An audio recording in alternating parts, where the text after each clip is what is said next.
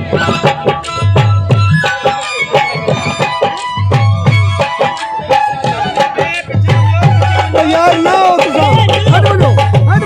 वालेकुम, मैं हमीद पहलवान قصائی फखरे रियासत बहावलपुर। मैं ईद उल फितर दे दिहाड़े दंगल करवाना पिया। ईद वाले दिहाड़े छम मोड़ नासिर घी मिल दे नाल 98 चक, जिन्हें विच वड्डी जोड़ शान पहलवान हुड़ा ते गुंगा पहलवान लाहौर वाला लड़सी। हीरा पहलवान लाहौर वाला ते दिलबर बलोच, गुलफाम दात पोतरा ते नादिर मुल्तानी, जिन्हें विच बई जोड़ आमिर पहलवान खीर वाला ते आबिद पहलवान करेन कुश्ती लड़सी। उनके अलावा तले भी बहुत सारे जोड़ हैं।